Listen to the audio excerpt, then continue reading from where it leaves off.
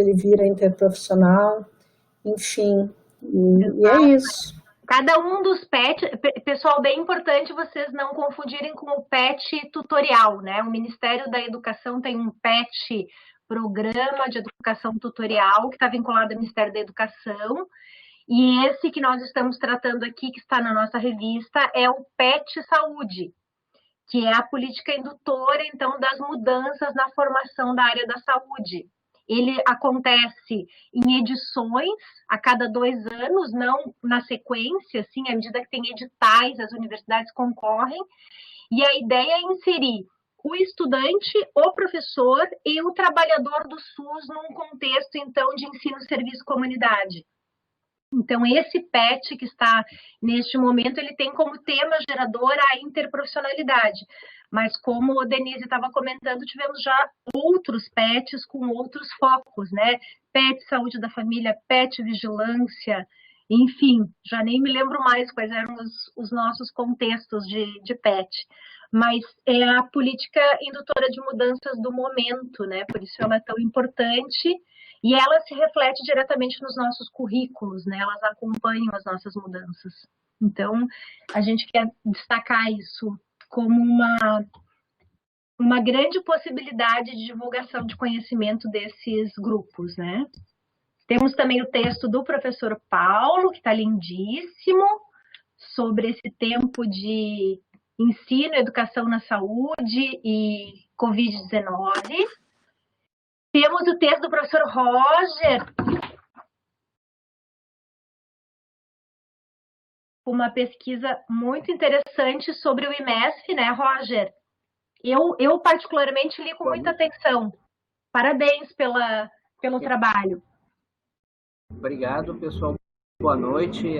Só para acrescentar que esse artigo foi feito em colaboração com uma aluna que foi minha mestranda, né, a Fernanda. Então, a gente fez, na verdade, uma utilização de uma série de avaliações que estavam disponíveis no IMESF e não eram utilizadas, né? Então, a gente fez uma forma de um relatório técnico, uma modalidade disponíveis e que não eram trabalhados. E é interessante também que a gente fez uma oficina para dar um retorno para os avaliadores, para os gestores na época, né?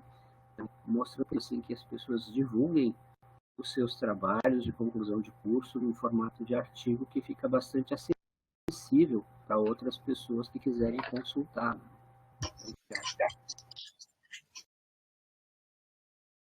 Exato, e tem uma valorização de um dado coletado, né? Eu acho que isso é super importante, né, Roger? Como a gente pode potencializar essas informações que nós temos disponíveis nos nossos sistemas e que são gerados mensalmente, né?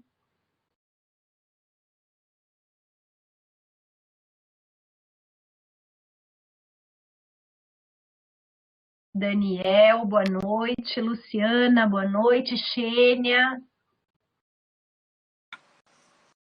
Muito bom vê-los e vê-las. Juliana, boa noite. Gabriel, boa noite.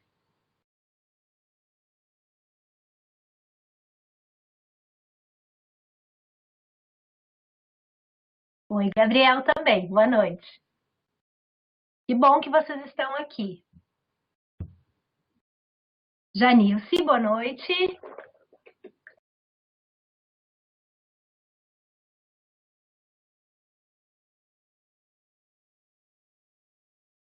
A professora Fabiana colocou a informação sobre o PET interprofissionalidade aqui da URGS. Obrigada, Fabi.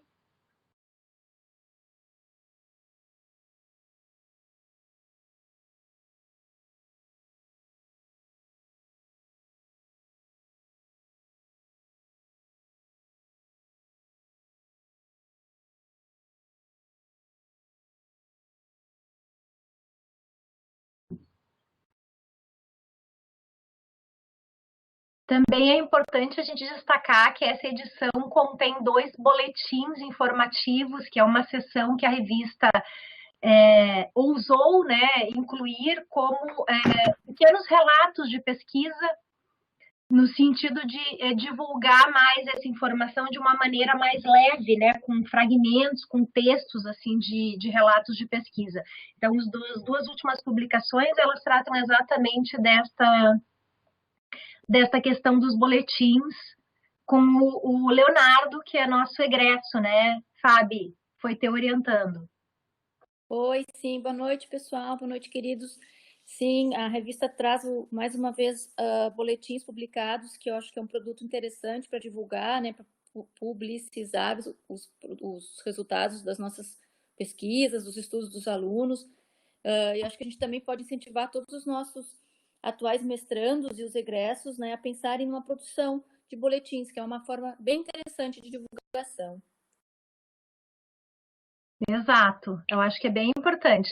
A gente também está inaugurando uma sessão, né, Fábio, Luiz Fernando, nessa edição, que é a sessão comentários. Temos um texto do professor Paulo Petri, que é epidemiologista, comentando sobre os dados da Covid.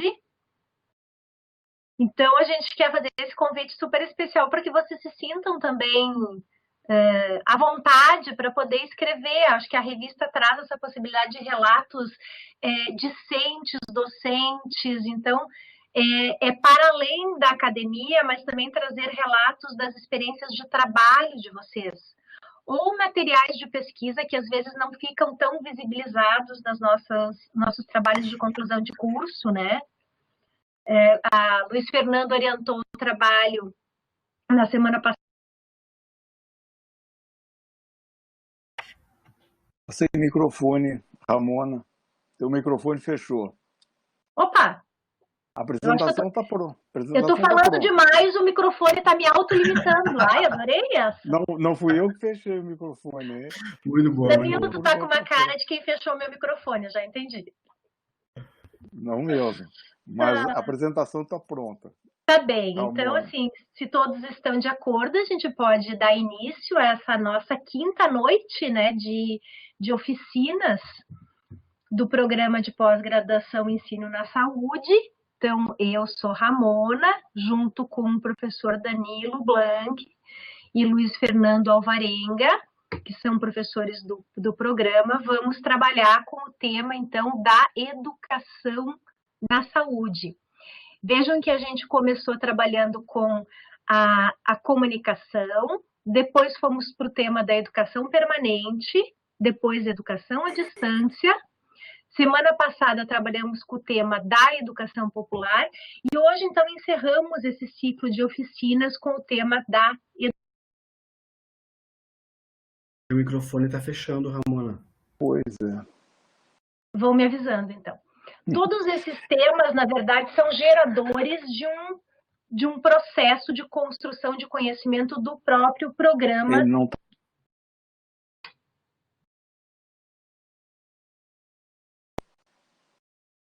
Estão me ouvindo? Sim. Então todos esses são temas geradores de um processo de produção do conhecimento do próprio programa de pós-graduação. Então, dentro dessa temática, nós vamos trabalhar com a educação na saúde.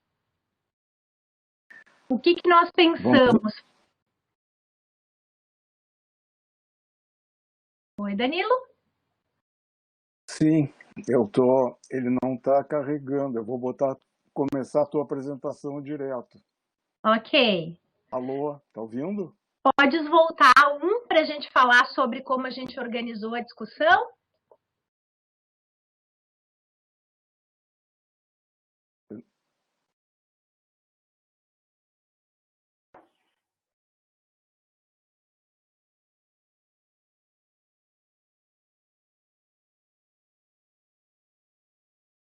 Danilo congelou, caiu. Danilo congelou,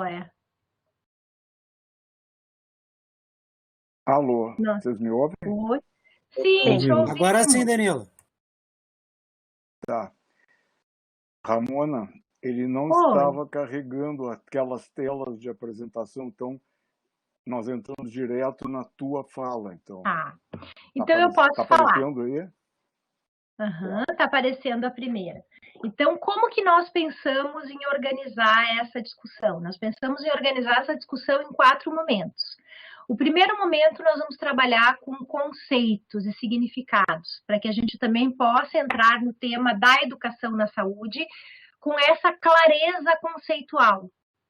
O segundo momento, nós vamos trabalhar um pouco no contexto da macropolítica das diretrizes curriculares nacionais, pensando da educação na saúde no contexto dos processos de formação dos profissionais da saúde.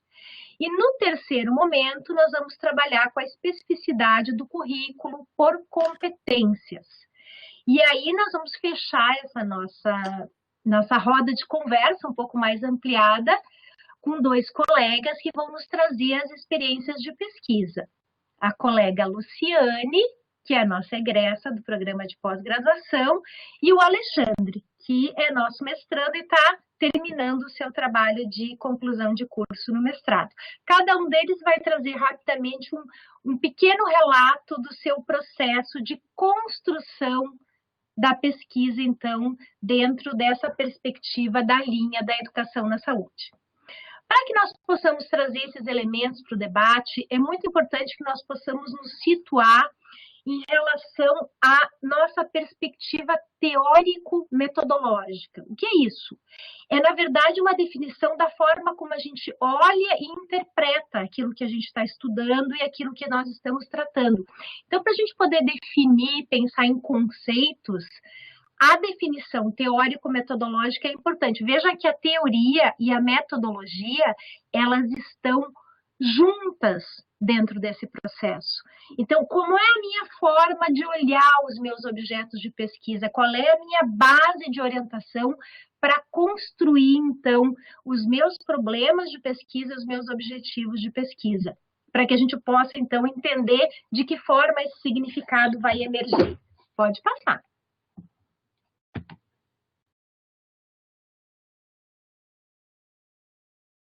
Danilo, estás conosco ou não?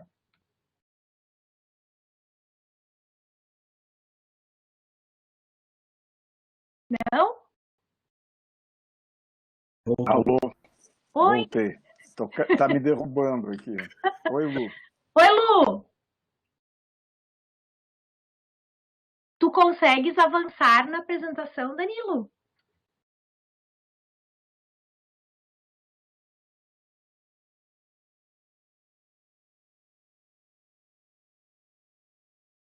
Eu vou desligar para pesar menos. Depois eu entro de novo. Tá bem, te chamamos. Tá avançando. Mudou? Sim, obrigada. Então, nós falávamos sobre a questão da definição teórico-metodológica. Então, o que eu trago para vocês, e vou convidar alguns autores para compor essa nossa fala, é, então, a apresentação de uma abordagem teórico-metodológica que trata, então, da fenomenologia. O que é a fenomenologia? É, então, uma das abordagens teórico-metodológicas que trabalha com a percepção. O autor que eu utilizo bastante nas minhas pesquisas é um autor chamado Merleau-Ponty, que trabalha com a fenomenologia da percepção. Então, nesse tipo de abordagem, nesse tipo de lente de observação dos estudos, o sentido e as essências do indivíduo e como essa pessoa entende o seu contexto de realidade, de mundo, é muito importante. Então, compreender os conceitos que a gente usa vai ser, na verdade, uma forma de captar o papel que esses conceitos vão desempenhar nos nossos processos de trabalho, de saúde, nos nossos contextos pessoais. Por isso, então, a importância da gente conhecer o significado. Então, a percepção é a forma como a pessoa se percebe dentro do seu contexto, rodeado por uma realidade, como esse mundo que a pessoa vive a afeta e como ela afeta esse mundo circunscrito. Pode avançar. E aí a gente chega na questão dos conceitos. Dentro dessa perspectiva conceitual de captar os significados, é muito importante que quando a gente pense na educação na saúde, nós possamos fazer essa distinção conceitual. Nós não estamos tratando só do ensino, nós também estamos tratando do contexto da educação. E aí eu vou pedir o apoio da professora Dagmar Meyer, que é uma colega muito querida nossa, da educação, e aí Dagmar e os colaboradores trazem esse texto que é belíssimo, se vocês não leram ainda, eu recomendo fortemente, onde se trata das diferentes formas de conceituar a educação e o ensino, né? Então, se o ensino está muito voltado para a transmissão, para a informação, para a oferta, para a apresentação, para a exposição e para a explicação, a educação é um processo que envolve o ensino, mas que também envolve a aprendizagem. Há uma intencionalidade com a aprendizagem bastante forte. Por isso o contexto é de educação na saúde. Eu não quero só ensinar, eu também entendo que a aprendizagem ela está imbricada nesse processo ensino-aprendizagem. E deste modo, ensinar é muito diferente de aprender. Então, por isso, quando nós tratamos do conceito de educação na saúde, trabalhamos com o contexto da aprendizagem, trabalhamos com o contexto do aprender junto com o outro e do entendimento que essa aprendizagem se dá nos dois extremos, tanto educando quanto educadores. Pode avançar. E a educação na saúde? Então, nós partimos do conceito do que é a educação e agora entramos no conceito de educação na saúde. Quando nós tratamos de educação na saúde, nós nos referimos a uma produção e a uma sistematização de conhecimentos que estão voltados à formação.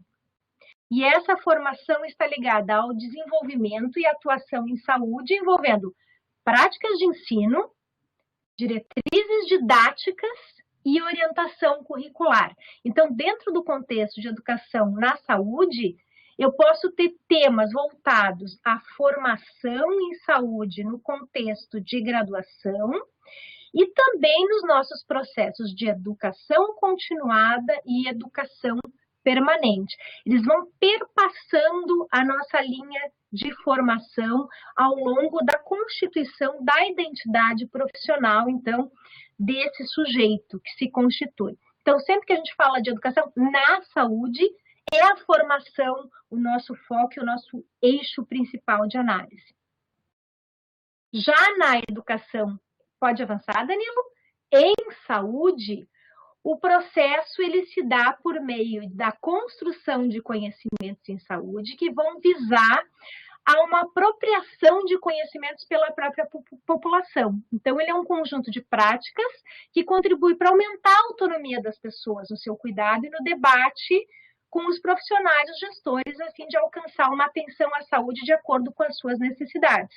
Então, na educação em saúde, eu tenho um papel de educador e de buscar a construção da autonomia dessas pessoas, desses sujeitos de aprendizagem, certo? Então, são duas formas diferentes da gente poder atuar quando a gente fala na educação. Pode avançar. E dentro dessa nossa perspectiva, vocês já pensaram que a gente está num programa de ensino na saúde? Será que a gente não busca a aprendizagem? E a nossa linha de pesquisa, inclusive, na relação da aprendizagem, ela trata de processos de ensino na saúde. Mas vejam que o desenvolvimento dela, a base conceitual dela, traz o ensino-aprendizagem ligado aos profissionais de saúde voltados para o Sistema Único de Saúde. Então, nós temos o programa tem esse nome de ensino na saúde porque foi originário de um grande edital nacional que a gente chamava de Proensino na Saúde. Então, diferentes programas foram contemplados com o ensino na saúde, né? E à medida que o programa foi se desenvolvendo, ele ganhou a sua identidade E hoje nós trabalhamos muito mais com o contexto de educação do que com o contexto apenas de ensino. Mas dentro da nossa linha temática, quais são as nossas palavras-chave? O que a gente traz como coração, digamos assim, dessa linha temática? E vocês podem se encontrar em diferentes contextos, né? Mas o que nós focamos é práticas de profissionais em ação na rede de serviços com diferentes agentes promotores de saúde, né? Desde o agente comunitário, o dentista, o médico, o fisioterapeuta, o enfermeiro, o nutricionista, o educador físico, o farmacêutico, enfim, toda a gama das profissões que ali se estabelecem, né? E a aprendizagem a partir do trabalho, que é super importante para o nosso perfil de corpo discente, que são de trabalhadores, a qualificação do que a gente chama de força de trabalho em saúde, e aí 2 termos que são complementares, que é a interdisciplinaridade, que é a interface dos diferentes saberes disciplinares, e a interprofissionalidade, que é a integração dos diferentes saberes que envolvem os núcleos profissionais. Pode passar.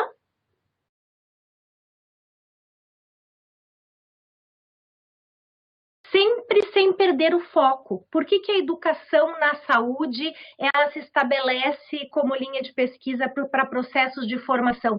Porque o nosso foco é melhorar sempre a resolutividade do nosso cuidado, é trabalhar com maior integralidade do cuidado. Então, todas essas práticas que desenvolvemos na formação, elas têm sim um objetivo e um foco que é qualificar as nossas práticas de atenção à saúde. Nós não podemos perder isso de vista. Para tudo isso, todos esses elementos que nós trazemos, eles têm esse foco numa atenção qualificada e numa atenção resolutiva e integral à saúde, voltado, claro, para as necessidades das pessoas, das famílias ou dos pacientes, como vocês queiram chamar de acordo com cada contexto. Pode passar? Aí nós fizemos um pequeno exercício de eixos temáticos dentro do nosso contexto de trabalho na linha Educação na Saúde e vejam os eixos temáticos que nós temos disponíveis. Cada um de nós fez um pequeno exercício. Então, eu trabalhando muito com essa linha do eixo da educação interprofissional, do ensino articulado aos serviços e da integração ensino, serviço, comunidade e os estudos sobre currículos. Também a linha da preceptoria, com o processo de formação desse preceptor, e das tecnologias do cuidado em saúde, que envolve, então, desde o processo formativo desse profissional.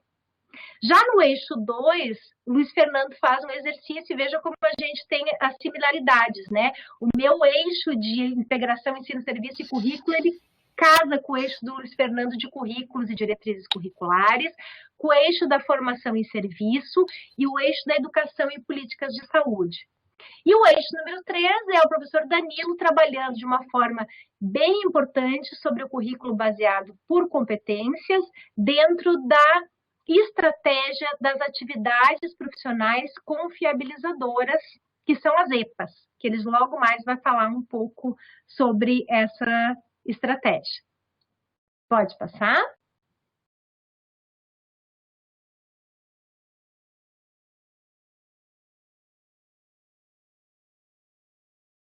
Vamos entrar agora na nossa segunda abordagem, que trata das diretrizes curriculares nacionais.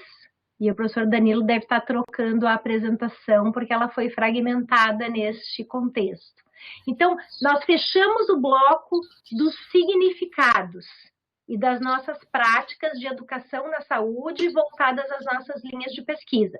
Agora, nós continuamos dentro da possibilidade de trabalharmos o contexto da educação na saúde com um foco na macropolítica. E aí eu passo para o Luiz. Danilo, está conseguindo trocar a apresentação? Alô, me ouvem? Oi? Me ouvem? Sim, 2 vezes até, tá ótimo. Tá, não, né? A conexão está caindo aqui, eu não consigo. Agora foi. Foi. Bom, então, estão me ouvindo? Sim, Luiz, perfeitamente. noite, queridos e queridas. Eu preciso confessar uma coisa, gente, eu estou muito nervoso, parece que eu vou defender uma tese aqui, falando com a Ramona, com o Danilo, com a Lu e com o Alexandre. Nossa, eu vou tentar relaxar. Olha, mas não é um nervosismo, não é um medo de uma tensão legal, porque realmente as oficinas se tornaram espaços muito importantes, né? Acho que foi uma das coisas mais legais que aconteceu nesse período tão difícil. Acho que foi uma construção coletiva aqui muito boa do programa. Então, eu queria falar um pouco agora na sequência, conforme organizamos, sobre um tema que me é muito caro e o que eu tenho muito apreço, assim, tenho tentado estudar e pensar um pouco sobre ele, né? Feliz hoje, tenho duas orientandas, Juliana e Lisiane, que vão fazer trabalhos que passam e se aproximam de discutir, precisam discutir diretrizes curriculares, né?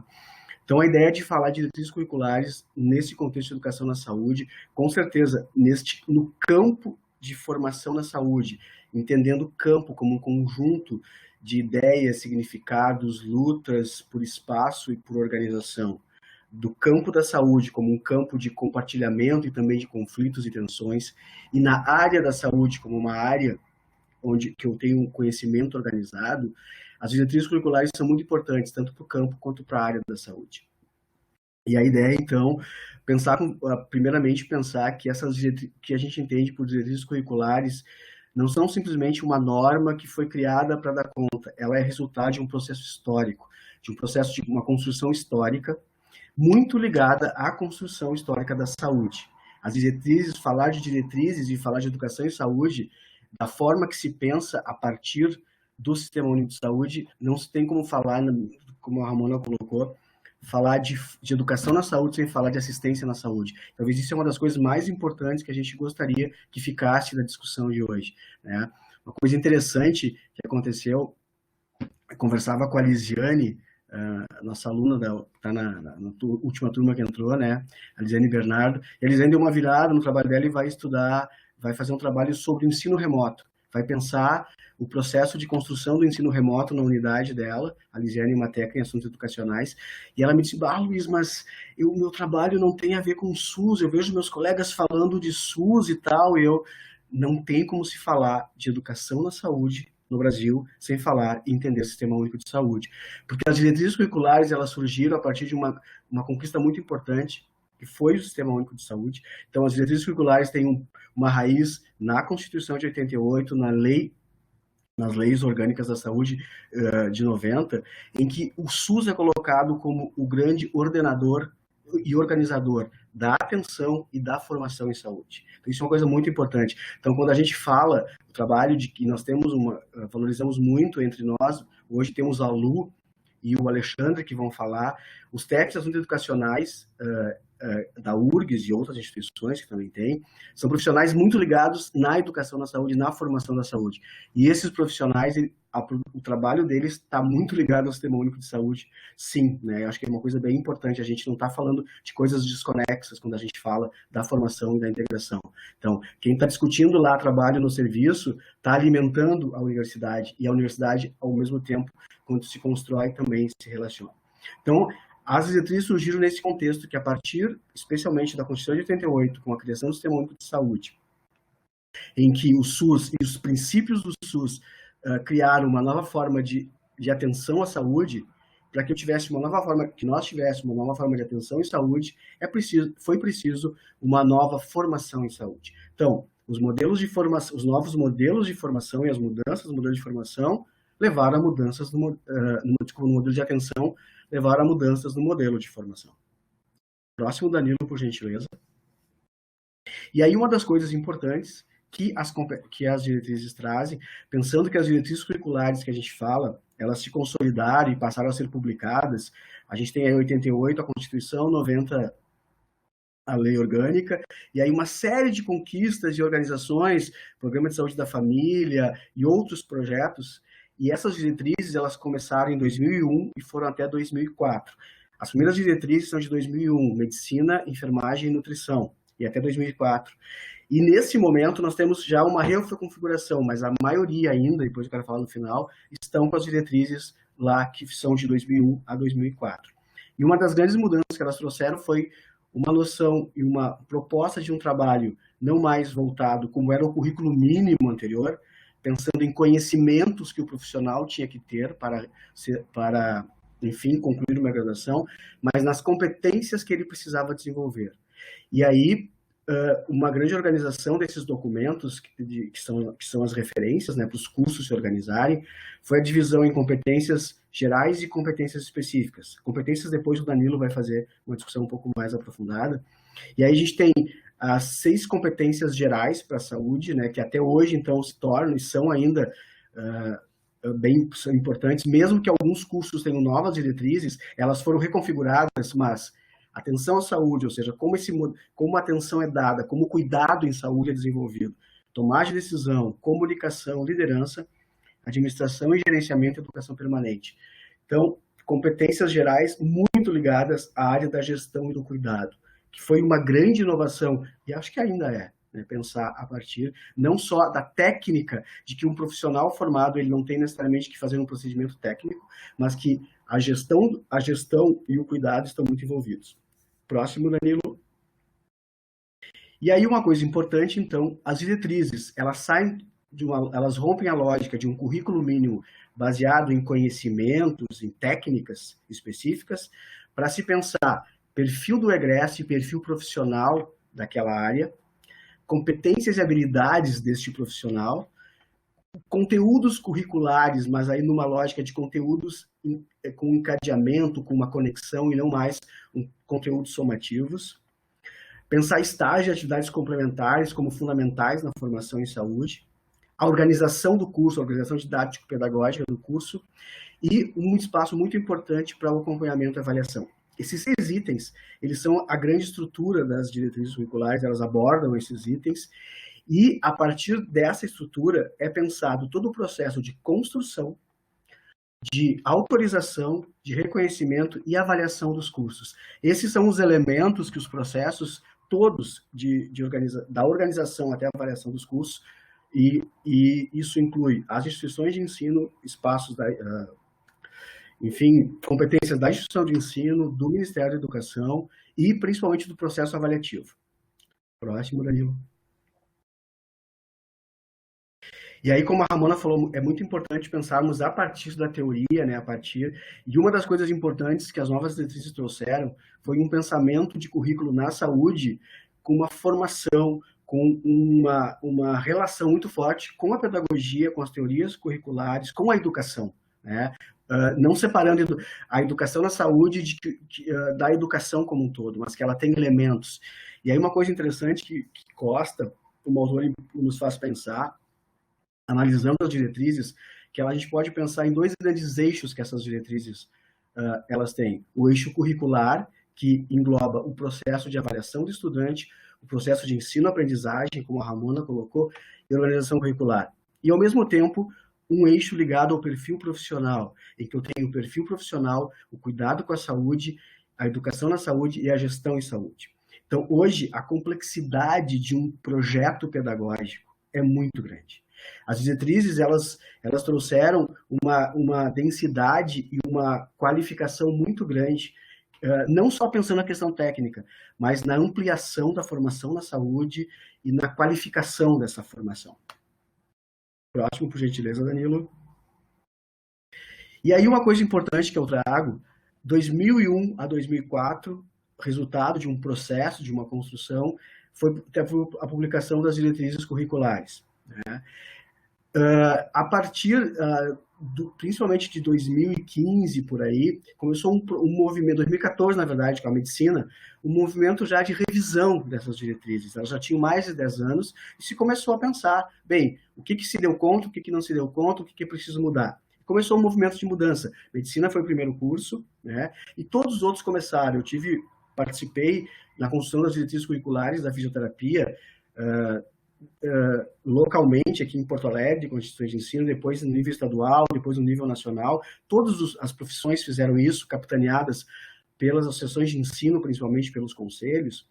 E foi muito importante uma resolução do Conselho Nacional de Saúde de 2017 que reforça, né, eu não vou ler toda ela, mas ela reforça essa importância de cada vez mais que a formação em saúde ela está ligada à atenção à saúde. Que eu tenho uma referência maior, que é o Sistema Único de Saúde, que traz, e aí reforça a importância da participação, do controle social na educação na saúde, de que todo esse processo de construção de diretrizes, de implementação de cursos, de tudo que envolve a educação, não é algo que diz respeito só à saúde, mas ele é algo maior, né, que diz respeito à sociedade. Então, ele reforça princípios que as diretrizes e a formação em saúde devem defender o SUS e a vida, devem ter uma noção de necessidade, que os cursos sejam pensados a partir de necessidades sociais em saúde, não por uma lógica de mercado. Cada vez mais o reforço da integração ensino, serviço, gestão e comunidade, né? Nós vivemos isso aqui, cada vez mais, assim, eu e o Ramona, pessoalmente, estamos ligados ao comitê gestor, cada vez mais entendemos, né, reforçamos a importância de que eu não tenho uma formação longe do serviço, e que o serviço está diretamente envolvido. A integralidade, as redes de atenção, tem um espaço muito importante no processo de construção das diretrizes curriculares, várias entidades se envolveram, mas especialmente a Rede Unida merece uma lembrança aqui, por ser uma rede que envolve projetos, instituições, profissionais, ligados ao serviço e às instituições de ensino. E aí eu trago para a relação do nosso programa, o quanto é um privilégio e a importância, assim, de nós, professores da universidade, estarmos orientando e interagindo com trabalhadores dos serviços da educação e da saúde, né? Então, isso é um privilégio, um compromisso e uma responsabilidade ao mesmo tempo, mas isso está muito ligado a essa ideia de dar conta dessas questões. Eu não vou ficar lendo todos, mas só para reforçar que existe um movimento de reforço e manutenção dessas diretrizes. Próximo, Danilo. E ainda mais, então, algumas coisas sobre a valorização da docência, a educação e da comunicação como algo importante, como uma competência a ser valorizada, de se valorizar tecnologias, de uma pesquisa com compromisso com a saúde e com a educação, chamando a atenção para a questão da formação presencial, já com um posicionamento aí, porque já nesse momento já estava esse movimento forte de uma formação à distância um pouco regulada por uma lógica de mercado e não por uma lógica do sistema único e das necessidades da população. Próximo, Danilo. E aí eu queria encerrar, estou tentando me manter no tempo, trazendo uma coisa muito importante, um ponto muito importante que trouxe de novo e reforçou as diretrizes nesse momento de pandemia, que foi a portaria 544, publicada em 16 de junho do Ministério da Educação, em que foi autorizado, em função das contingências da pandemia, o ensino remoto, né? Até 31 de dezembro foi permitido o ensino remoto, inclusive abordando questões que envolvem atividades práticas e estágios, né?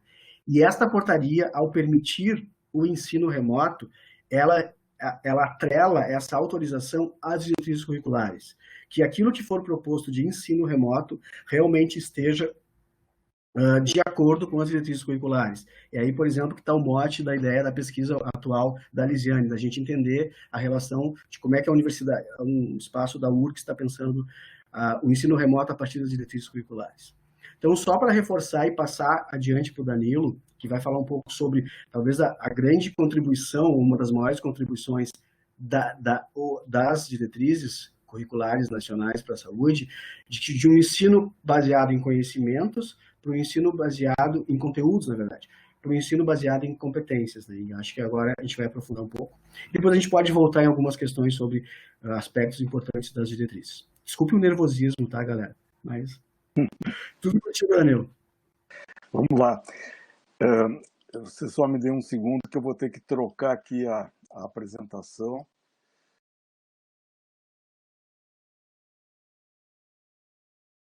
Vamos ver enquanto ela carrega. Eu não sei se vocês vão conseguir me ouvir bem. Estão me ouvindo bem?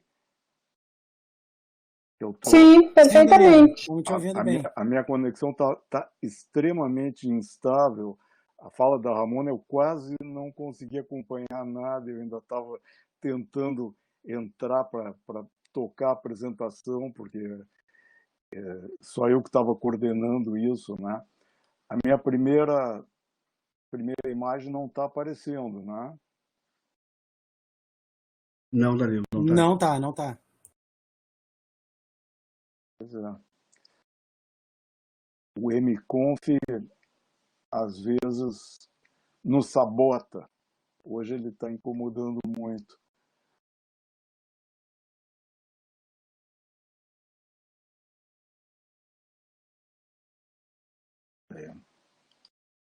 Tentar o compartilhamento de tela alternativamente, Danilo?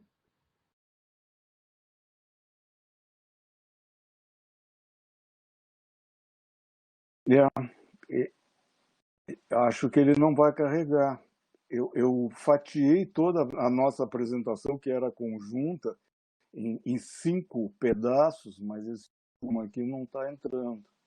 Oi, Danilo, mas talvez se tu colocar a segunda imagem, ela resgata a primeira também, né? A segunda... Ah, Não, a segunda. Essa já é... não, A segunda tem os quadrinhos aqueles. não, ele não está apresentando nada aqui. Bom, ele trancou na primeira... Bom, então vamos seguir adiante aqui. O que coube a mim, depois da explanação da Ramona, que foi assim genérica, com conceitos essenciais do que são elementos da educação na saúde, diferentemente do que é educação em saúde, e essa explanação do Luiz, da importância das diretrizes curriculares, colocando a questão das competências no ensino dos profissionais de saúde e, evidentemente, vinculados à prática profissional. Eu fiz questão de trazer aqui algumas referências que são fundamentais para todos os alunos e quem tem contato com o programa de educação em saúde e na saúde, como é o nosso. E a primeira delas é a Laura Feuerwerker, que colaborou com a instalação do nosso programa, quando a gente estava ainda nos primeiros passos. E da Laura eu trouxe esse trecho aqui do que ela publicou há algum tempo na Revista Brasileira de Educação Médica, dizendo que a educação na saúde é um campo a ser trabalhado do ponto de vista de produzir conhecimentos para práticas sociais, na verdade. E é uma tarefa de todas as profissões de saúde. Mas mais importante, é uma tarefa na qual todos esses campos se entrecruzam na produção de um compromisso ético-político que norteia o movimento da reforma de saúde no Brasil. Então, isso é essencial. Nós não podemos pensar em educar na saúde, formar profissionais de saúde, sem ter sempre em mente o compromisso ético e político com a nossa comunidade. A segunda mensagem, que é da Eliana Cláudia Ribeiro, que também colaborou com a montagem do nosso programa. A Laura é de São Paulo, da USP, né? E a Eliana Cláudia é da UFRJ. E que ela também publicou na Revista Brasileira de Educação Médica, aí já falando mais especificamente sobre competências, ela dizia o seguinte, que é cada vez mais evidente a distância entre a concepção de conhecimento dominante nas escolas e os atuais requerimentos, as exigências para os profissionais nas áreas mais importantes da prática. Então, é assim, formar profissionais com competências específicas para a sua prática profissional lá fora, na comunidade. Reconhecer a necessidade de formar profissionais preparados para as mudanças das bases materiais e cognitivas do seu trabalho e para enfrentar novas demandas da sociedade, facilitaria a compreensão de que essa formação deve assentar-se desde o início em práticas e em contextos reais e, evidentemente, com educação permanente.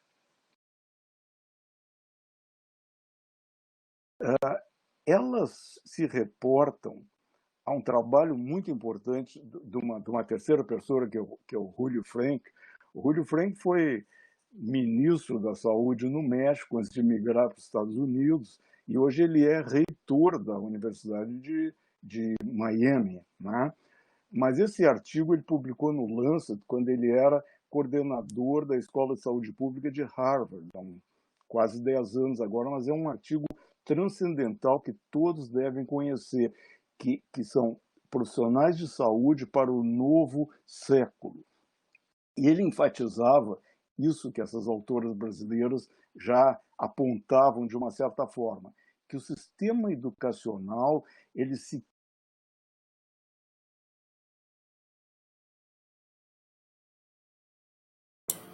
Tava.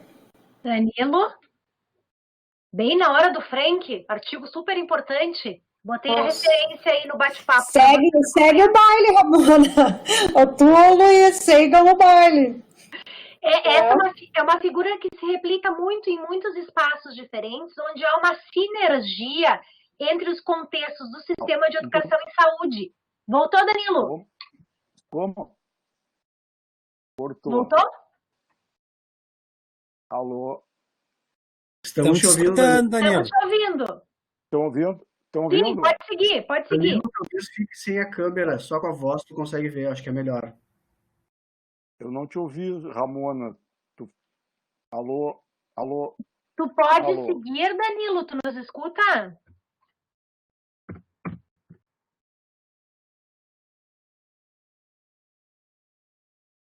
Maria Salete faz uma pergunta muito oportuna, que é o conceito de competência.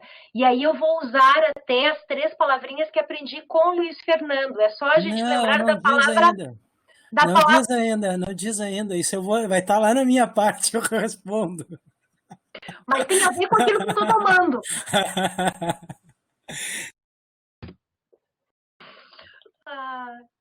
Tu queres falar, Alexandre, enquanto o Danilo não volta? Já aproveita. Spoiler, vai, Alexandre. Vai? Não, vou esperar. Não, vamos seguindo para a gente não cortar o embalo. Vai lá. Tá bom, então, já que a Salete perguntou sobre competências, né? Então primeira coisa que a gente tem que lembrar é que as competências elas iniciam lá na educação, né, com o Perrenot, e elas vão migrar para a área da saúde, né? Em 2001, como o Luiz já falou, né, entram as primeiras DCNs, né, para medicina, né? E que eles estabeleceram então esses objetivos que eram para a formação médica, né? Porém, o que acontece? Na DCN de 2001, né, essa ideia de competência ainda era muito confusa, se confundia muito com a ideia de objetivos, né? Então, tanto se pegar, acho que é o artigo 4º e 5º da DCN de 2001, isso fica bem evidenciado, né? Que eram objetivos gerais e objetivos específicos, né? E que daí se confundia um pouco o que na verdade era a competência em 2001, né? Alô? Vocês me ouvem? Sim, Danilo, estamos te ouvindo.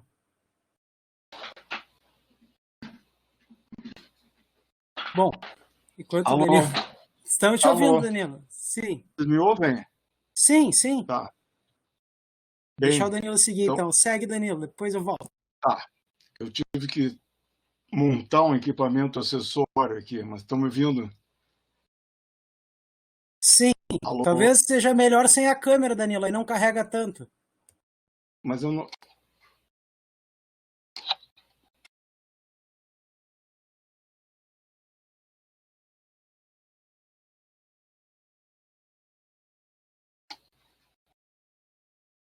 Alô?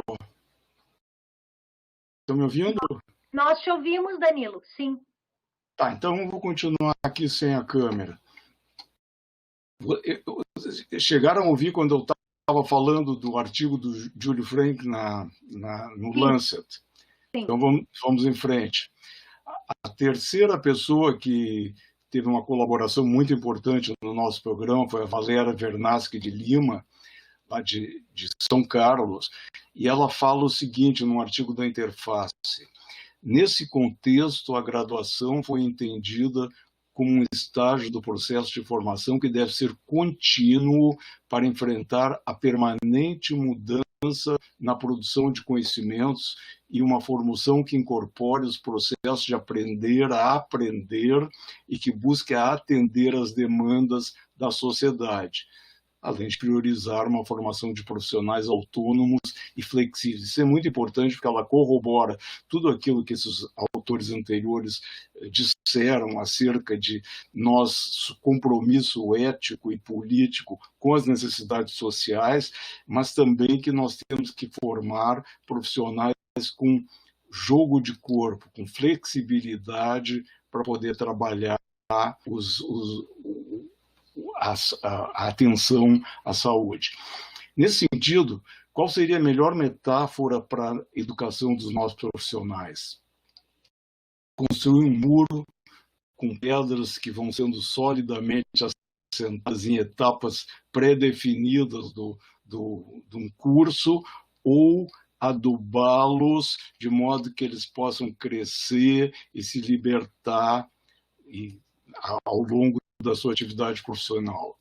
Ou, quem sabe, uma terceira forma que una essas duas questões. E aqui nós voltamos para aquela definição essencial do que são competências e agora, mais modernamente, uma estratégia que foi criada para podermos avaliar exatamente quais as competências que nos permitem passar o bastão, passar com confiança a responsabilidade de atender as pessoas. Então, de um lado, nós temos as competências que estão relacionadas com funcionalidades, com capacidades de cada profissional, no sentido de reunir todo o seu conhecimento, as suas habilidades, a sua postura e até características pessoais, permitindo-lhe resolver de maneira efetiva os problemas que se apresentam. Essas são competências.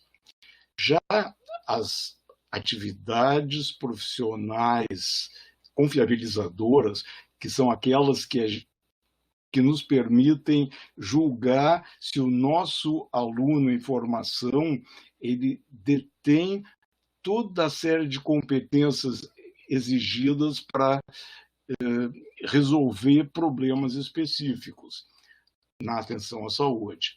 Então, usando um pouquinho melhor isso,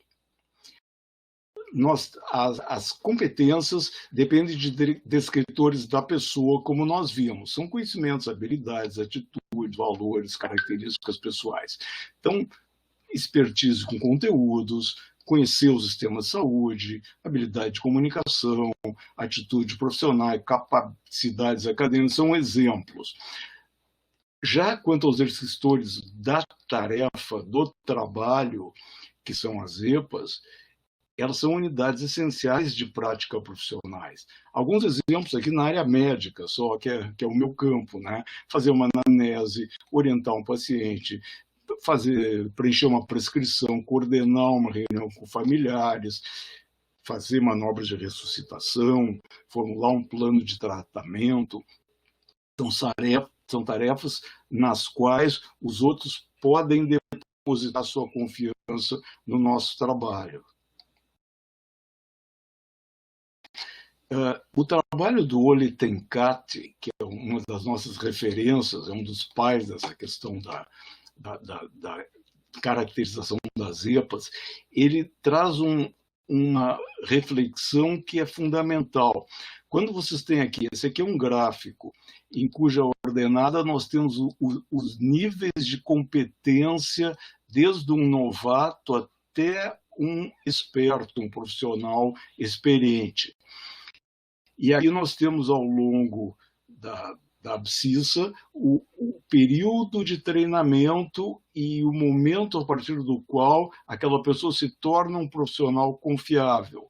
Então, nessa junção do seu nível de confiabilidade com o tempo de treinamento é que vai nos definir quando esse profissional é digno de confiança para que a gente entregue na mão dele até um familiar nosso. Essa é a pergunta que sempre se faz. Você entregaria um dos seus entes queridos para os cuidados desse profissional? é nesse ponto de inflexão aqui. Mas uma coisa fundamental é que para cada atividade profissional existe um ponto de inflexão. Essa que é a atração, a beleza do currículo baseado em competências, porque ele não depende de tempo.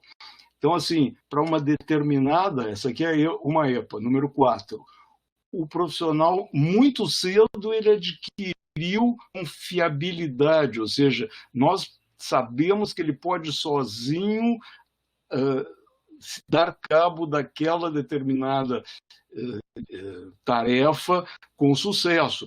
Já outras EPAs dependem de um tempo muito maior. E tem algumas que lá pelas tantas vão enfraquecendo e precisarão um reforço de educação continuada mais adiante. Então, essa é uma dinâmica que não depende de tempo. Olha, eu vou cursar 6 anos de medicina, trazendo aqui para o meu currículo, e aí eu sou um médico competente. Não. Eu sou um médico competente se eu tiver domínio de todas as competências necessárias para as tarefas. Isso não depende de tempo. Uma outra questão, só para concluir, que há uma correlação dessa noção das competências da confiabilidade com a famosa pirâmide do George Miller, que parte assim do que nós sabemos, de como nós demonstramos que esse conhecimento pode ser aplicado e até nós fazemos o que tem que ser feito nas exigências profissionais. Há uns anos atrás, isso aqui é muito antigo, é da década de 90 do século passado, uns anos atrás, esse casal Richard Cruz e Sylvia Cruz acrescentaram um ponto muito importante na pirâmide do Miller, que é assim, além do que o profissional tem competência para fazer, o que ele é. Quais são as características que definem as qualidades intrínsecas daquele profissional. E num degrau mais acima, mais contemporaneamente, hoje em dia, essa contribuição do Tenkate, dizendo assim, além do que o profissional conhece, é capaz de fazer, além do que ele é, que integra tudo, o quanto ele é ou não confiável no seu leque de competências para assumir a responsabilidade das tarefas da sua saúde. Então, só termino voltando àquele artigo da Eliana Cláudia Ribeiro e a sua então aluna, que é a Adriana Cavalcante de Aguiar, hoje é pesquisadora da Fiocruz. E elas retomam essa questão. A compreensão da competência com capacidades, estilos ou desempenho, modelos de comportamento de um sujeito não significa a negação da dimensão social e relacional da competência. A competência, ela só pode ser entendida como importante se ela for contextualizada historicamente. E também reconhecendo os atributos cognitivos, psicomotores, afetivos, que combinados ensejam maneiras distintas de realizar com sucesso as tarefas. Então, isso é muito importante, porque a execução de um leque de competências não é uma coisa estanque, ela depende de uma flexibilização de cada indivíduo. Então, cada indivíduo vai desenvolver o seu estilo próprio que seja adequado e eficaz para enfrentar as situações profissionais, evidentemente, numa articulação com o mundo do trabalho.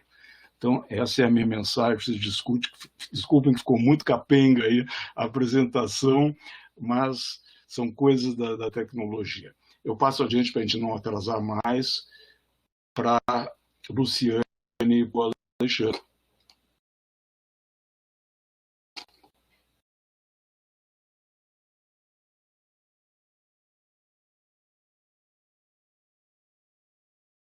Vocês estão me ouvindo aí? Sim, nós estamos te ouvindo. Precisamos da Lu agora. Tá por aí, Lu? Tô. Ótimo. Fica à vontade. Boa noite a todos e a todas. É uma grande alegria estar aqui com vocês, nesse grupo tão querido e tão qualificado.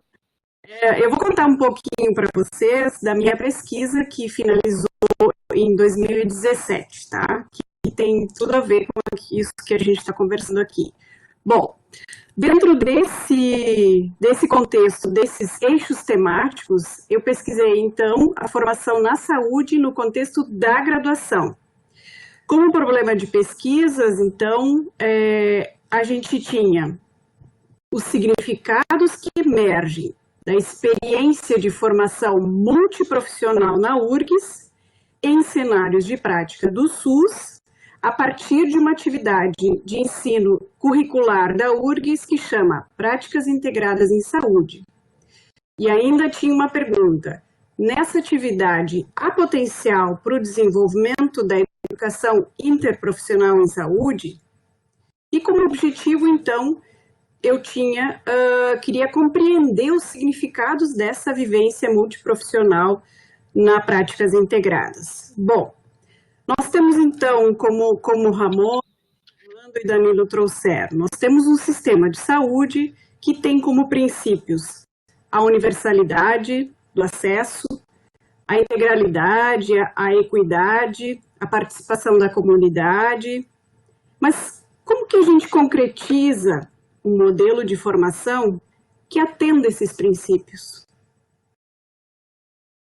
A gente teve muitos avanços nas políticas de formação da saúde, mas a gente tem ainda currículos segmentados por cursos de forma uniprofissional. Como é que esses profissionais vão trabalhar depois em equipe, juntos de forma colaborativa, se ainda o currículo da graduação é organizado por cursos, por disciplinas e com pouca ou nenhuma interação com os demais cursos? Mas, e sempre tem um mas, a gente tem iniciativas dentro das instituições que são contra-hegemônicos a esse modelo de formação e que são iniciativas super importantes e que precisam ser valorizadas, descortinadas e compreendidas. E aí que entra a pesquisa que a gente fez. Foi uma pesquisa, então, de cunho qualitativo, uma abordagem qualitativa, onde, então, se analisa a disciplina carinhosamente chamada de disciplina integradora, que tem uma característica multiprofissional, que busca a interdisciplinaridade, ela junta 15 cursos da área da saúde e proporciona vivências em cenários de práticas do SUS. Então, a gente queria trazer à tona o que emerge dessa vivência durante o percurso formativo desses estudantes de graduação, analisando, então, o seu potencial para a educação interprofissional. Veja que ela, na origem, não tem essa palavra interprofissional, mas a gente analisou, então, o potencial para o desenvolvimento da educação interprofissional.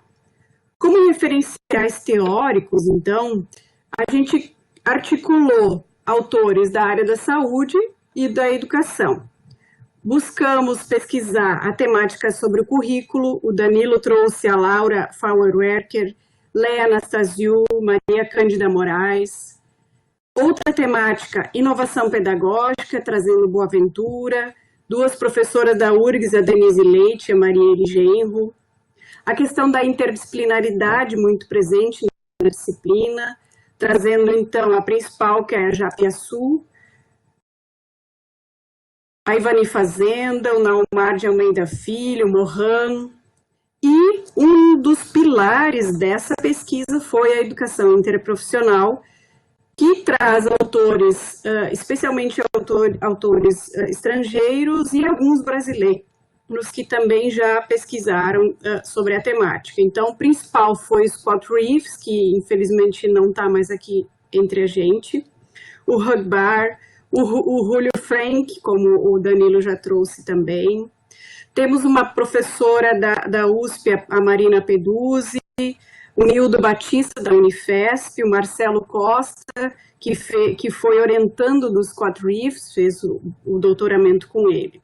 Temos também uma publicação muito importante da Organização Mundial da Saúde sobre a educação interprofissional. Me lembro que em 2015 eu fui participar de um evento em Natal, eu não sabia muito bem o que era a educação interprofissional, estava começando a pesquisar sobre isso, e eu peguei aquele folder e esbugalhei ele. Aí tu começa a ler autor que cita autor, e tu vai buscando, e assim a gente faz a tessitura da dissertação. Bom, como percurso metodológico, eu fiz uma análise documental sobre a disciplina. Denise Bueno, muito obrigada pela tua publicação. Formulário online para todos os estudantes que passaram pela disciplina, mas a minha principal base foram as entrevistas. Entrevistas individuais com egressos e estudantes. Entrevistei 9 egressos e 18 estudantes. Um grupo focal com os professores da disciplina, onde participaram 11 docentes, um gestor universitário. E também, para minha formação e para minha vivência durante o processo do mestrado, foi super importante eu participar, eu acompanhei, então, esses grupos de estudantes nas unidades básicas de saúde, porque também a minha formação não é na área da saúde, é na área da educação. Então, participando dessa vivência, acompanhando esses estudantes junto com os seus docentes e com as agentes comunitárias de saúde, vivenciando com eles a disciplina nas comunidades, então eu consegui fazer um diário de campo, aonde muito me inspirei para escrever a dissertação e fazer a costura, né, o elo entre as questões teóricas e as vivências desses estudantes, e conseguir também deixar um pouco mais real aquilo que os estudantes me traziam durante as entrevistas. Eu queria finalizar só citando o Carlos Matos, onde ele traz uma citação que diz que a ciência tem disciplinas, o governo tem setores, a universidade tem departamentos e a realidade tem problemas. E a gente precisa articular os profissionais, articular ciências, articular políticas sociais, articular a universidade a esses problemas reais, e nada melhor do que o ensino na saúde, para a gente conseguir ajudar a amenizar ou a resolver os problemas da realidade. Obrigada. Passo para o Alexandre.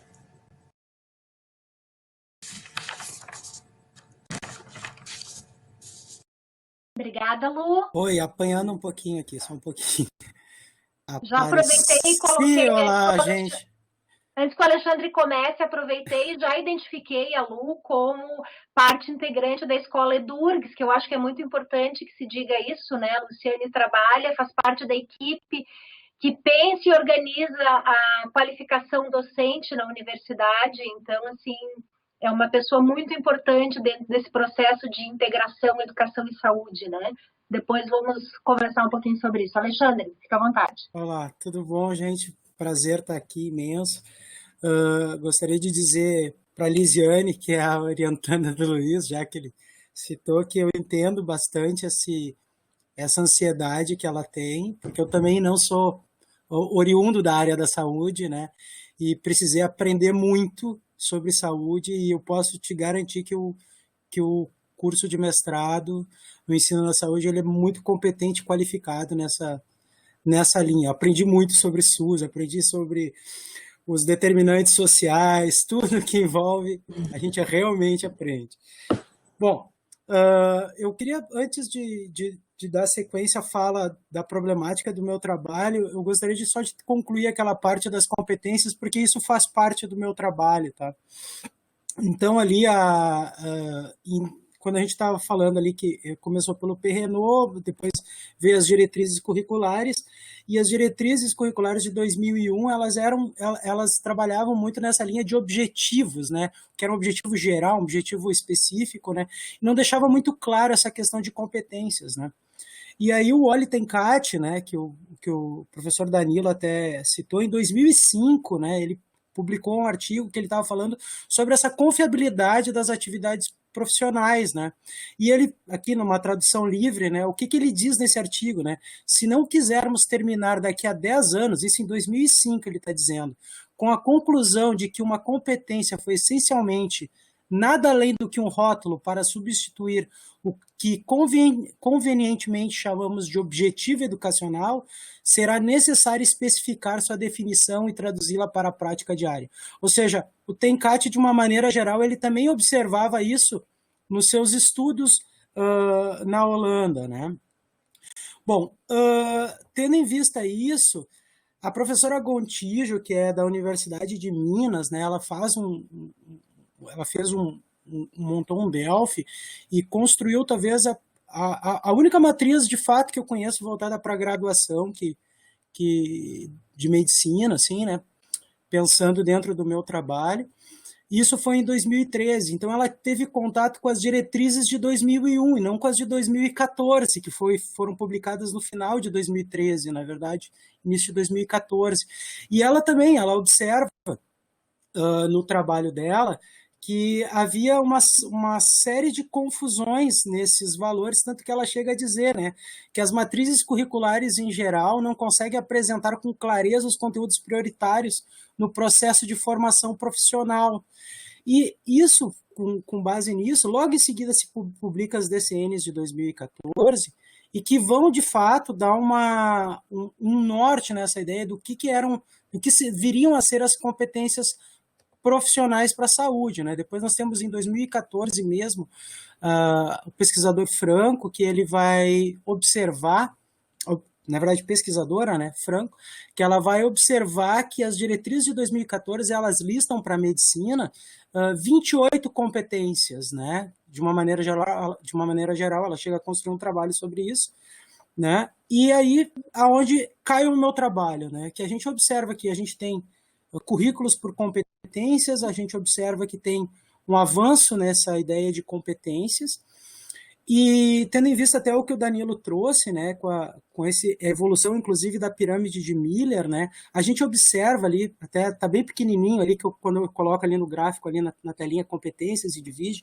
que é habilidades, atitudes e os conhecimentos, que forma a sigla chá que a Ramona estava falando, mas uma quarta dimensão que ela entra lá naquela esfera do e do ser, né, da confiabilidade, né, que o Danilo falou ali depois, né. E isso é uma divisão desse aspecto de atitudes que ele entende que existe o querer fazer, que seria a atitude em si, e o querer ser, que vai ser os valores, ou essa qualidade pessoal, né? Que aí a gente pensa muito nas questões de empatia, que a gente tanto fala no sistema de saúde, né? E as questões de ética profissional, que elas entram nessa esfera, né? Que são de qualidade profissional, né? Bom, então o que vai acontecer com o meu trabalho? Eu comecei a estudar competências porque a gente observava ali na Faculdade de Medicina, uma dificuldade de avaliar e dar feedbacks construtivos para os estudantes durante os estágios supervisionados, né?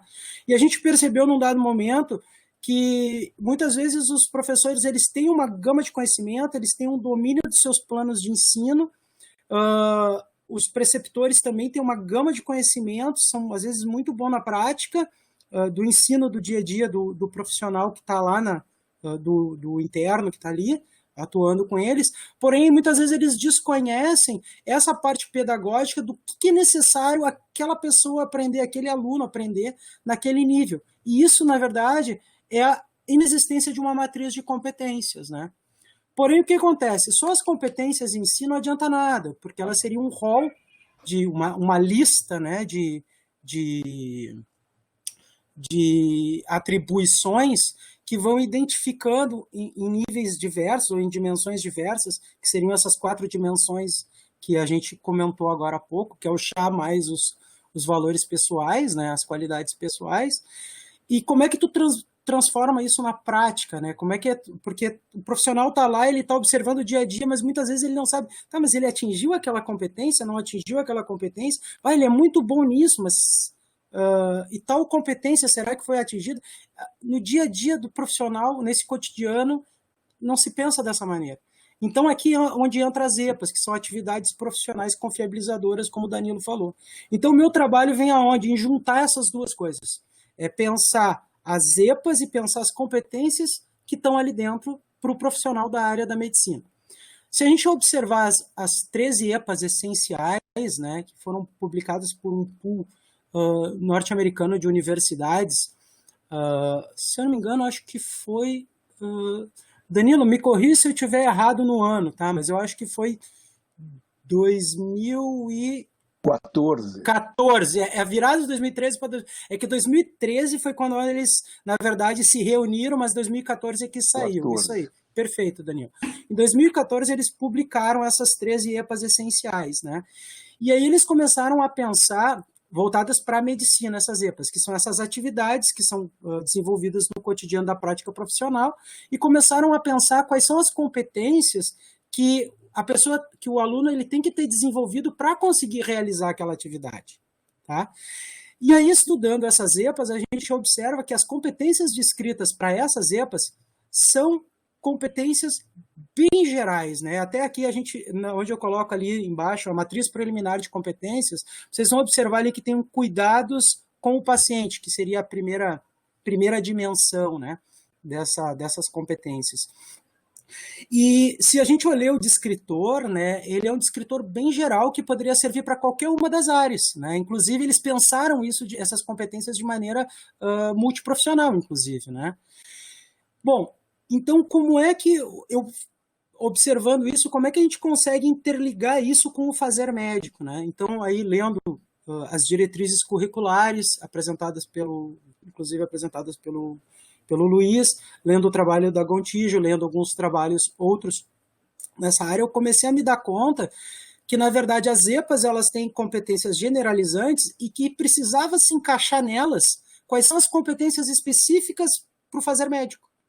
Então, eu comecei a fazer um mapeamento dessas competências preliminares, pena que está bem pequenininho ali, se tivesse como ficar maior, pelo menos na minha tela está bem pequenininho, eu faço um descritor depois dessa competência geral, que é uma competência mais específica para a área médica, do domínio, e elas se dividem, né, para essa primeira, essa 1 aqui, ela se divide depois em 3 outras, uma delas inclusive é a anamnese, e ele vai descrevendo cada uma das ações que são necessárias para conseguir se chegar naquela subcompetência ou aquela pseudocompetência, e a soma dessas competências é que vai gerar o domínio dessa competência maior, porque elas são voltadas para aquelas 4 dimensões que nós temos ali, para chegar numa competência que é uma dimensão maior, né, que seria uma dimensão, né? Então, na verdade, o meu trabalho foi muito nessa linha, assim, né, de maneira a poder corroborar, né, para o ensino dos internatos, né. Eu falei muito rápido, assim, peço até desculpas, assim, até para tocar um pouco mais rápido. Tinha mais outras coisas para dizer, mas eu vou encerrar minha fala por aqui para abrir o espaço para perguntas. Eu acho que essa é a parte melhor de todas. Então, agradeço o espaço e, mais uma vez, muito feliz com a participação de todo mundo. Fiquei nervoso, que nem o Luiz aqui também, tendo esse público grande aqui. Então, dou encerrada minha fala. Não sei que alguém quer ter uma pergunta específica e a gente pode conversar sobre isso. Ótimo, muito obrigada, Alexandre, Lu. É ótimo ouvi-los falar. E Margit vai nos trazer uma questão sobre a formação docente, que eu queria compartilhar com todos, né? E, como é que essa formação docente pode ser capaz de pensar a construção de propostas de intervenção na expectativa de que estas possam realizar transformações no cotidiano das academias e dos serviços de saúde. E, bom, podemos trazer, né, Lu e Rafael, uma proposta em que estamos envolvidos agora na URGS, que é o chamado projeto Docência Colaborativa. É uma proposta de trabalho por pares, onde, por meio da observação, os professores trabalham colaborando com a prática docente um do outro, de modo que há um compartilhamento desse momento da sala de aula, desse momento das práticas pedagógicas. Essa é uma das apostas da URGS, para que a gente possa também circular entre diferentes espaços e ter uma vivência com diferentes sujeitos, né?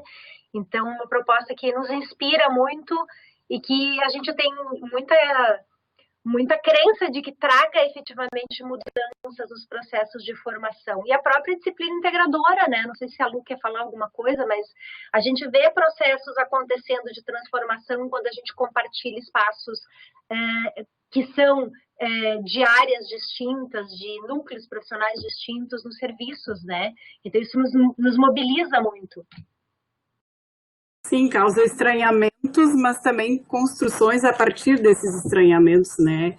Acho que a pesquisa revelou, assim, uma questão de aprender a ouvir as outras áreas também, né?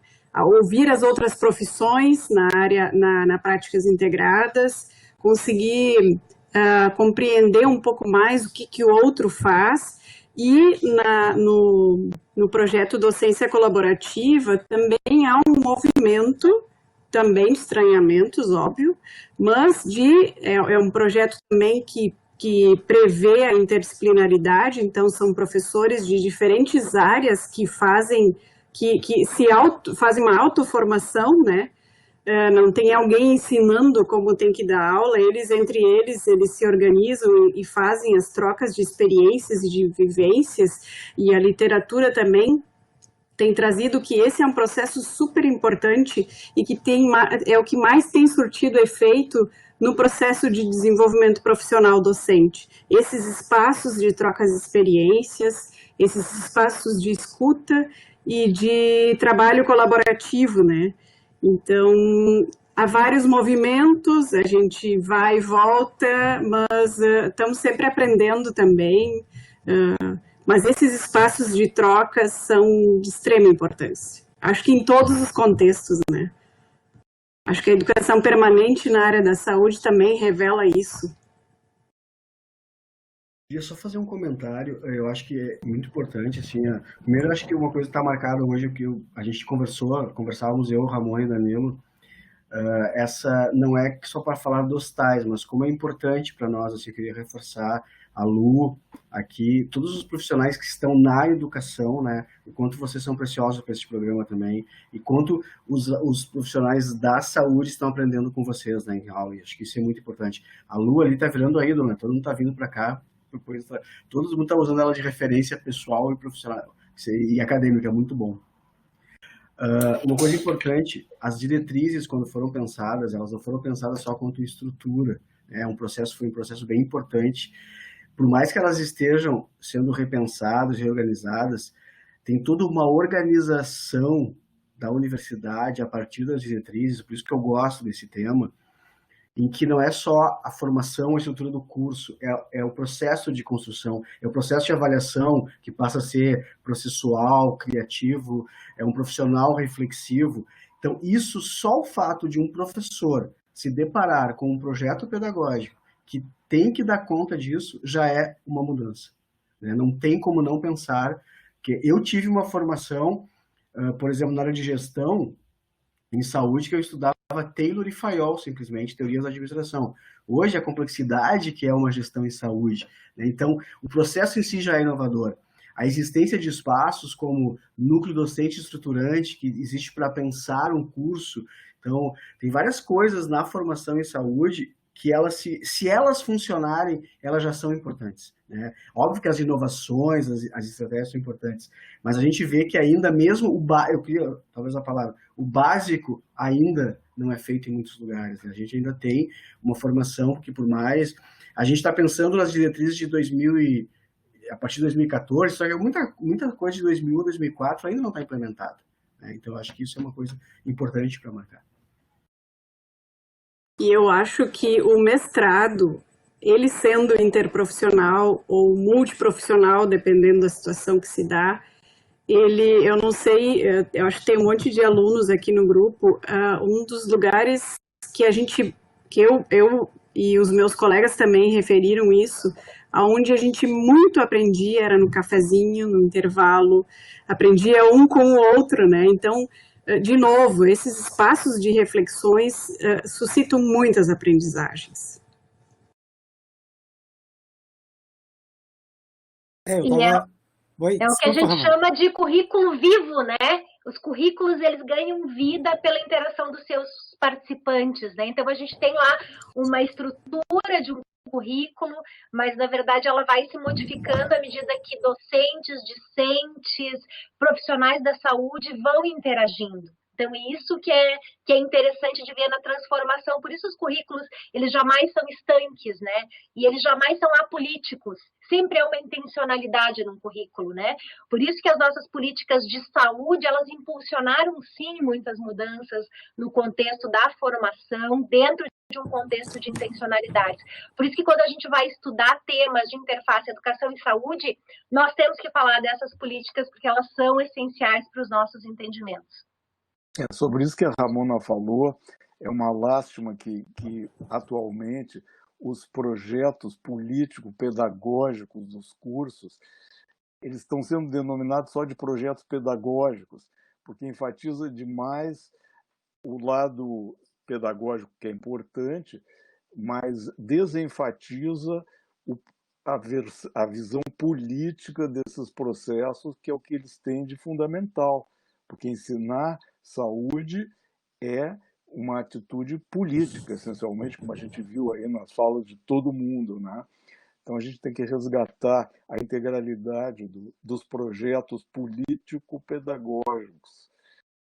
E uma coisa importante no cafezinho hoje, a nota sombria é que a gente não está chegando muito perto dos colegas, né, para tomar cafezinho, interagir, mas a gente chega um dado lá. político importante relacionado à formação na saúde, que todo o processo de revisão das DCNs e que cada vez mais aprofundar essa questão da formação política dentro da formação pedagógica, é que todos esses projetos estão parados do Conselho Nacional de Educação, a maioria por decisão política. Não foi, isso é pré-pandemia. Então, as diretrizes, conforme elas avançaram, as profissões se organizaram, inclusive na lógica também interprofissional, e isso, por alguns setores, não é bem visto, assim, a ideia de uma formação cada vez mais crítica e cada vez mais posicionada. Oi, eu queria até dar meu pitaco aí, porque minha área também é dentro da educação.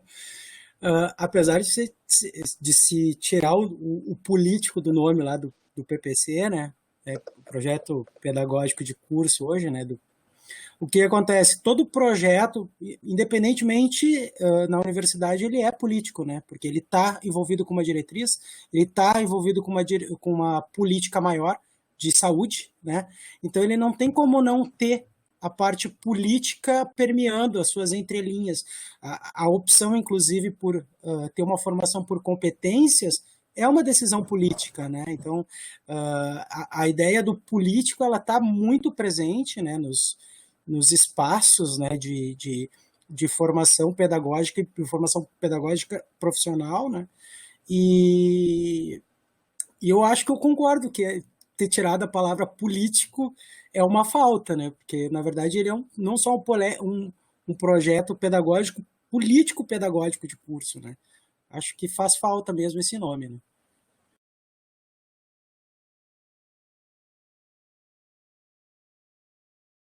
Esse tema é muito bom, né, gente? A gente se passa nesse tema, né? Todos nós, eu acho que temos muito a mobilizar, porque efetivamente todos nós passamos por um processo de formação, vivenciamos um currículo. Então esse assunto nos afeta muito, porque todos nós fomos sujeitos de uma ação educativa que passou por uma determinada estrutura curricular.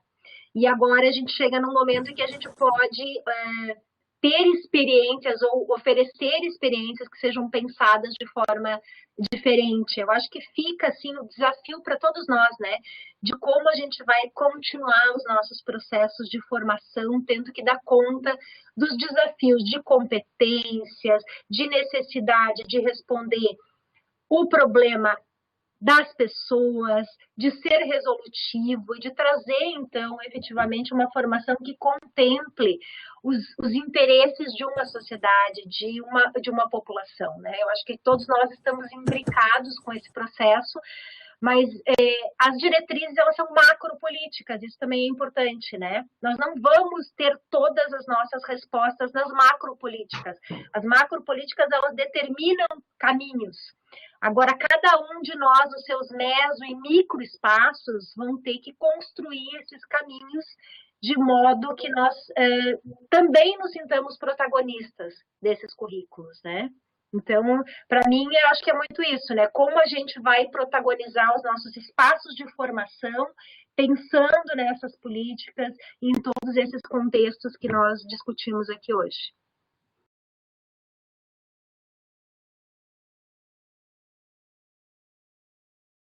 E já são 8h30, então eu queria dizer que eu acho que nós já estamos assim esgotadíssimos no tempo.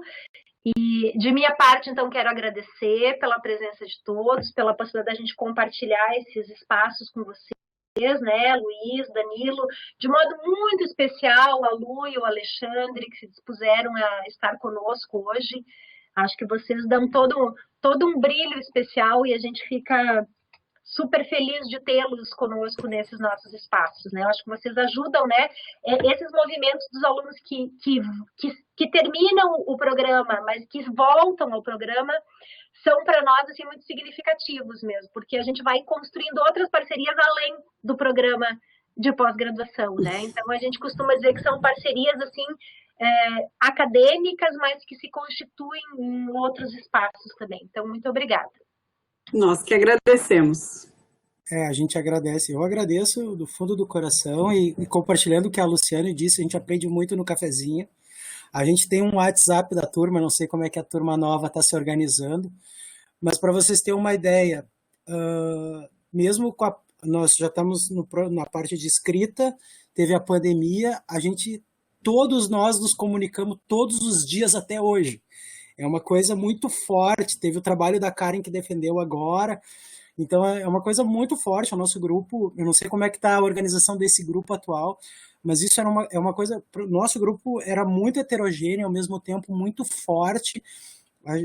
Eu sinto assim que eu aprendi muito com meus colegas. A hora do cafezinho, onde a gente discutia desde da bobagem com aprendizado, até coisas seríssimas envolvendo políticas educacionais, políticas de saúde, e no meu grupo tinha um advogado, né, da área da saúde, então ele trazia muito sobre a parte legislativa, né, então tinha muitos enfermeiros e também que traziam questões. Nós tínhamos o pessoal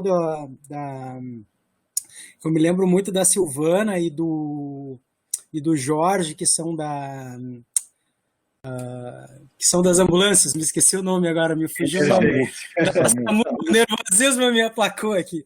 Então, assim, que são da SAMU, assim, e eles, assim, traziam muitas coisas interessantes do que aconteciam, assim, e por exemplo, a SAMU trabalha muito na questão do teleatendimento, né, e que eu estava aqui colocando agora para a Lisiane aqui na escrita, né, que se tem hoje, inclusive com a pandemia, estudos sobre o ensino de telemedicina, pensando a telemedicina como uma EPA, né.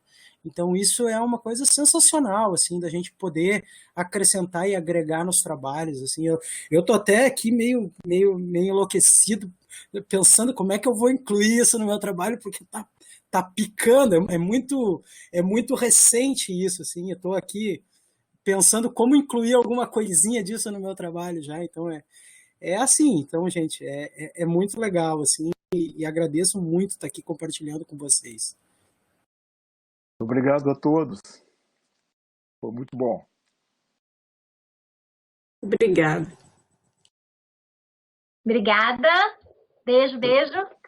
Então, beijo, boa noite. Esse é meu e-mail, caso alguém queira. Boa noite a todos também. Isso. Encerramos as nossas oficinas, né, professor Danilo? Exatamente. Esse ciclo inicial de oficinas à distância que nós vamos tratar de manter ativo aí, que eles rendem muito, né? Muito importante. Boa noite a todos, obrigado. Boa noite. Boa noite. Obrigada. Coisa